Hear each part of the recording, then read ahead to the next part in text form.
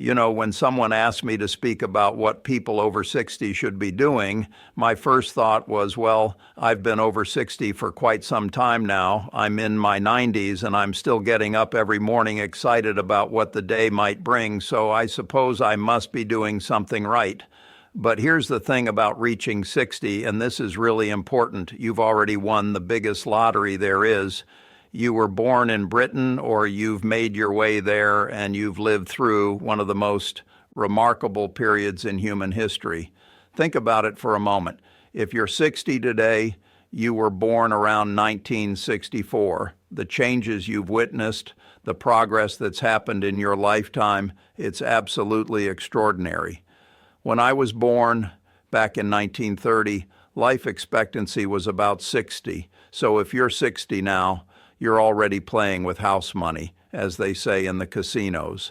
And that should give you a certain freedom, a certain perspective that perhaps you didn't have when you were 30 or 40 and worried about making your mark in the world.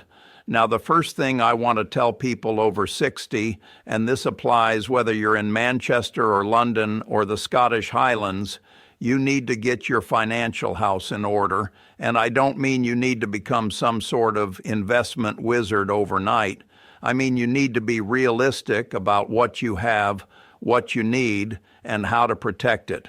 I've watched too many good people who worked hard their entire lives, who saved diligently, who did everything right, lose a significant portion of their wealth in their 60s and 70s because they started taking risks they shouldn't have taken.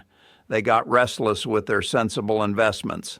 They listened to some smooth-talking advisor who promised them 15% returns when government gilts were yielding 3%. Let me tell you something that hasn't changed in all my decades in this business. If someone promises you exceptional returns with no risk, you should run fast. I've been investing for over 70 years now, and I've never seen it easier for people to lose money chasing unrealistic yields. Here's what I tell people over 60 about their money, and this works just as well in Britain as it does anywhere else. Keep it simple. If you've managed to accumulate, say, £500,000, and more of you have done this than you might think, put the vast majority of it in a low-cost index fund that tracks the FSY all-share or a global index. Maybe keep 10 or 15% in government bonds or premium bonds if you want that safety net. That's it. Don't try to be clever. Don't try to time the market. Don't listen to your mate down the pub who thinks he's found the next big thing. I made a famous bet ago that a simple index fund would outperform a collection of hedge funds over 10 years. These hedge funds had brilliant managers, sophisticated computer models, all sorts of fancy strategies. And you know what happened? The boring old index fund beat them soundly. So if these supposedly sophisticated investors can't beat the index, what makes you think your financial advisor can? The odds are stacked against active management. Buy the index, hold it through thick and thin, and sleep peacefully at night knowing your money is working as hard as it can without unnecessary risks. Now, the second thing I want to address, and this is every bit as important as the financial side, you need to take care of your health. All the money in the world means nothing if you can't enjoy it, if you can't share it, if you can't use it to live the life you want. I've been fortunate with my health, though I know that's partly down to good genetics, but I've also been sensible about it. I don't smoke, never have. I drink in moderation. I try to stay active within my capabilities. And here's something that might surprise you. I eat what I enjoy eating. People are always asking about my diet, and they're shocked when I tell them I have my Coca-Cola and my ice cream, but I figured out what I liked when I was young, and I've stuck with it. The point is, don't make yourself miserable chasing some fountain of youth. Take your medications, see your doctor regularly, make use of that wonderful NHS system you've got. And yes, I know it has its challenges, but it's still one of the great achievements of civilization. Exercise within your means, whether that's walking around your neighborhood or swimming at the local leisure center. And please don't fall for miracle cures. or supplements that promise to add decades to your life. If there was a pill that could make you live 220, don't you think every wealthy person in the world would be taking it? The third thing, and this might surprise some of you, is that when you're over 60, you should start thinking seriously about giving money away. Now, I don't mean you should give away so much that you can't care for yourself, but you should start considering your legacy, what you want to leave behind beyond just money. I've pledged to give away 99% of my wealth, and many other wealthy people have made similar commitments. Now, I'm not suggesting you need to give away 99% of what you have. Most people aren't billionaires, but you should think about philanthropy, about making a difference with whatever you can spare. Here's why this matters. Giving money away while you're alive to see the impact is infinitely more satisfying than leaving it all in your will when you support your local food bank, your parish church, a scholarship. Fund at your old school, you get to witness the good your money does. When you're gone, well, you're gone. You don't see anything then. Plus, and this is important for tax planning, you can claim the tax relief while you're alive and can benefit from it. The tax man doesn't give relief to dead people.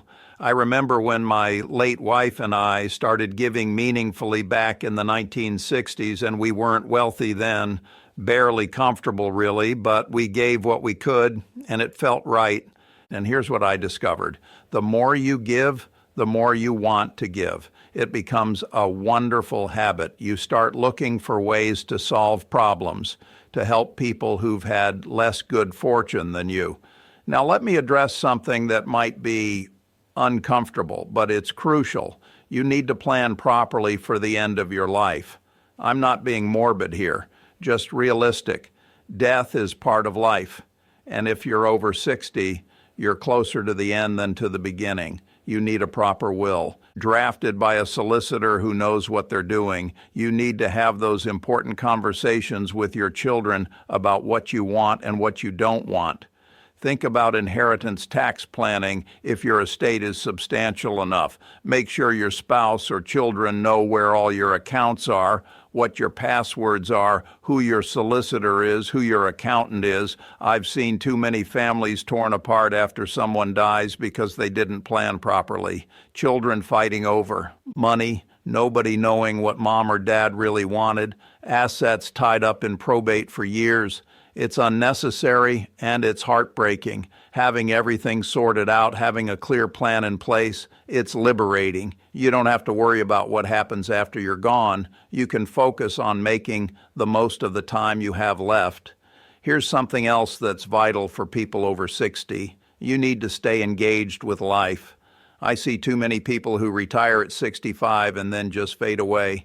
They sit in front of the television all day, stop learning new things, stop contributing anything meaningful. That's tragic. Look at me. I'm in my 90s and more engaged than ever. I'm still learning, still making decisions, still finding new things that fascinate me. Just a few years ago, I finally got a smartphone.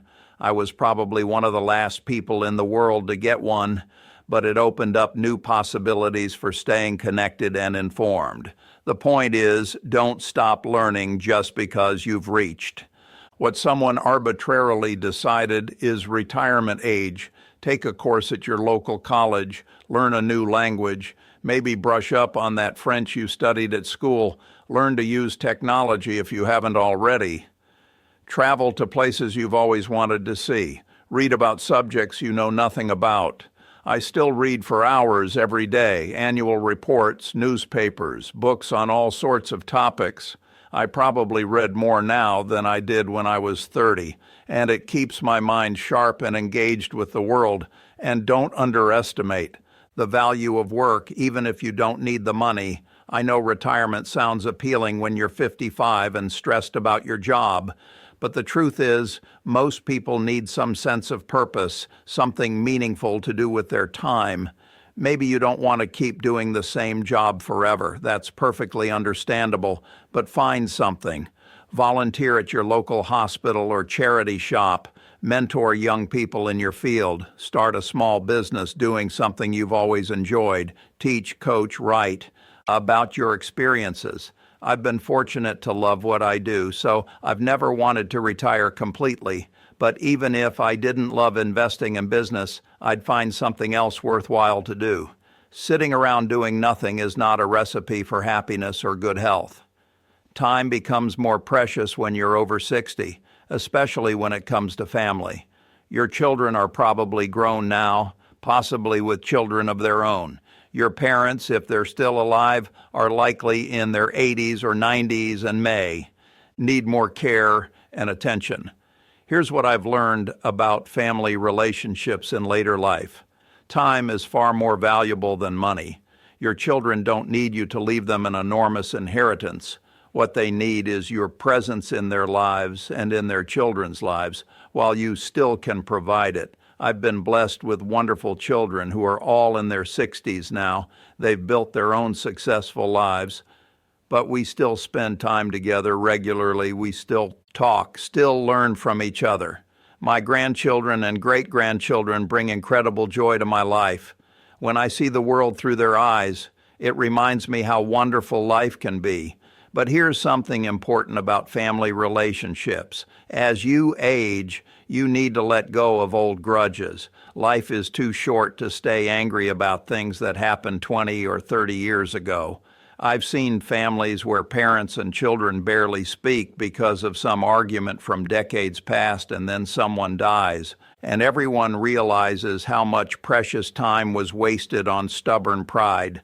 Don't let that happen to you. Make the phone call, send the letter, have the conversation, apologize if you need to, forgive if you need to, make peace with your family while you still can. If you're fortunate enough to still have parents alive, spend time with them, listen to their stories about the old days, about your family history, ask them about their lives, their parents, what things were like when they were young. Once they're gone, those stories disappear forever. Now, something particularly important for people over 60, you need to be extremely careful about who you trust with your money and your important decisions. Unfortunately, older people are prime targets for scammers and unscrupulous financial salespeople. I've seen it happen far too often. Someone calls claiming to be from HMRC or your bank, creating urgency, saying you must act immediately or something terrible will happen. People fall for these tricks because the scammers are sophisticated and persuasive. Here's a simple rule that will protect you. If someone contacts you unexpectedly about money, investments, or urgent financial matters, end the conversation immediately. If they claim to be from your bank or a government agency, call that institution directly using a number you look up yourself, not any number they provide. Be very wary of financial advisors who promise guaranteed returns or want to move all your money to their firm. The investment world is full of people who will charge you hefty fees to deliver mediocre results. If you need financial advice, find a fee-only advisor who charges transparently, not someone who earns commissions from selling you products. This is your life's work. We're talking about the money you've spent decades accumulating. Get second opinions, get third opinions. Take your time with any major financial decisions. Something else that's crucial as you age, having good people around you. When you're younger, you might manage on your own, but as you get older, you need a proper support system. You need a good GP who knows your medical history. You need a solicitor who can help with estate planning and other legal matters. You need an accountant who understands your financial situation. You need friends and family who genuinely care about your well-being. And here's the key: cultivate these relationships before you desperately need them. Don't wait until you're 80 and struggling with health problems too. Start looking for good professional help.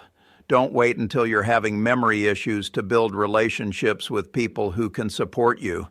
I've been incredibly fortunate to have wonderful people around me throughout my adult life, having people you trust completely, people who challenge you intellectually, people who share your values. It's invaluable beyond measure.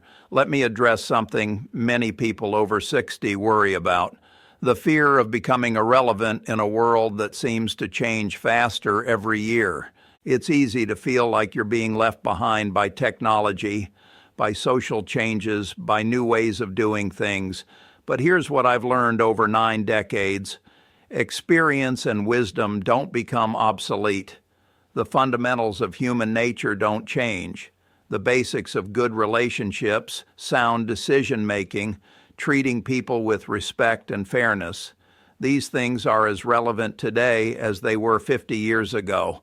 Yes, technology evolves rapidly. Yes, new industries emerge while old ones disappear, but the principles that guide success in life remain constant. Hard work, integrity, rational thinking, learning from mistakes, treating others well.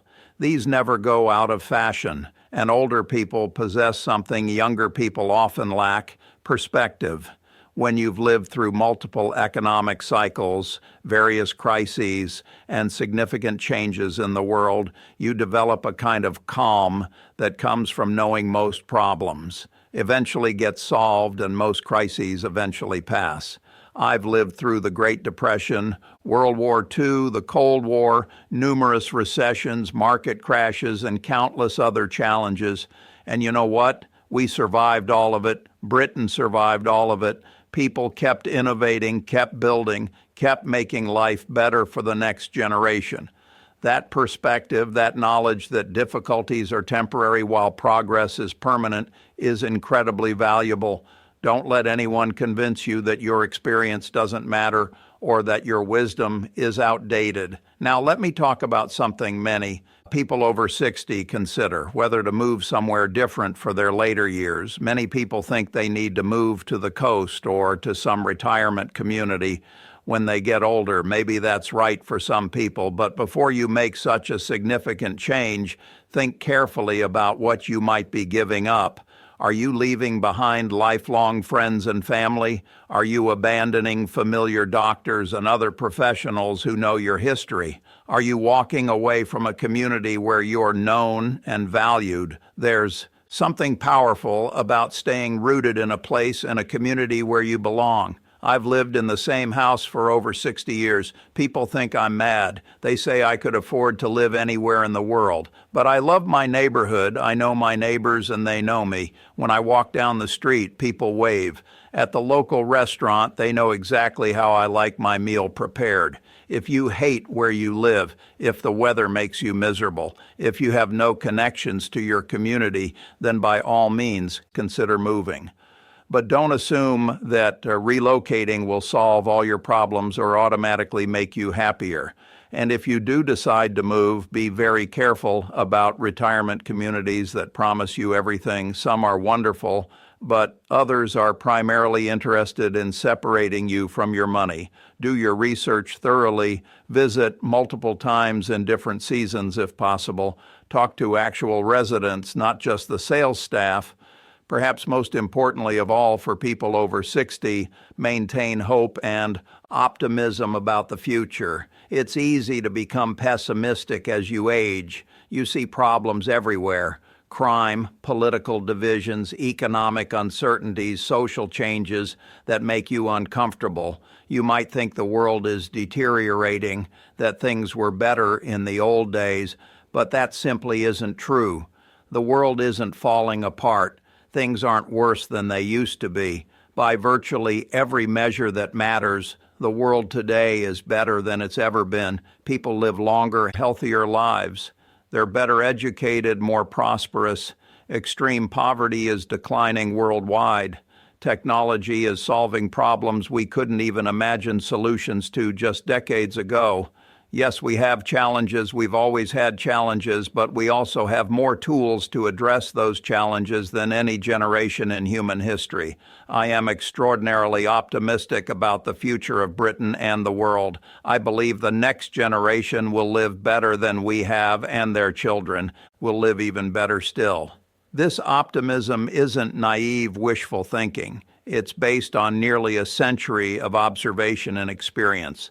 I've watched this country and this world overcome obstacles that seemed insurmountable at the time. I've witnessed human creativity and ingenuity solve problems that previous generations thought were impossible to address. So don't let the constant stream of negative news discourage you. Don't let politicians who profit from division and fear convince you that everything is terrible. Look at the long sweep of history. Look at the trends that truly matter. We're heading in the right direction. And your role as someone over 60 is to be part of that positive change. Support the institutions and individuals who are working to make things better. Share your experience and wisdom with younger people. Invest in the future, both financially and emotionally. When people ask me about the secret to a long and fulfilling life, I always return to the same fundamental principles. Stay curious, stay engaged, stay optimistic, treat people well, don't take yourself too seriously. And remember that after 60, you're playing with house money. Every day is a bonus. Let me close with a story that illustrates the importance of perspective. A few years ago, I was having lunch with a friend who was about 70. He spent the entire meal complaining about his health, his investments, his family, the state of the world. Nothing was right in his life, according to him. Finally, I said to him, "Do you realize you're living better than 99% of all the humans who have ever existed? You have a warm home, abundant food, access to the finest medical care in history, entertainment beyond the wildest dreams of previous generations. You've lived through the most prosperous and peaceful period in human history. How can you possibly be so miserable?" He thought about that for a moment, then started to laugh. "You know," he said, "you're absolutely right. I've been so focused on what's wrong that I forgot to appreciate what's right." That's the perspective I want you to have if you're over 60. Yes, you might have aches and pains. Yes, you might worry about money or health or family. Yes, the world might seem to be changing too quickly for your liking. But step back and look at the bigger picture. You've won life's lottery simply by being born when and where you were. You've witnessed the most remarkable period of progress in human history. You have knowledge and experience that younger people don't possess. You have the freedom to choose how to spend your remaining years. That's not something to be pessimistic about. That's something to celebrate. So if you're over 60, here's what I want you to do. Take care of your health, but don't obsess over every ache and pain. Manage your money sensibly, but don't let fear paralyze you into making no decisions at all. Stay engaged with the world, but don't feel you must change it single-handedly. Spend time with people you love, and don't waste precious hours on people who make you miserable. Be generous with both your time and your money. Plan thoughtfully for the future, but don't forget to enjoy the present moment. And remember, you're not just getting older, you're getting wiser. Use that wisdom, share it with others, celebrate it. The best years of your life might very well still be ahead of you, and that, my friends, is something genuinely worth getting excited about.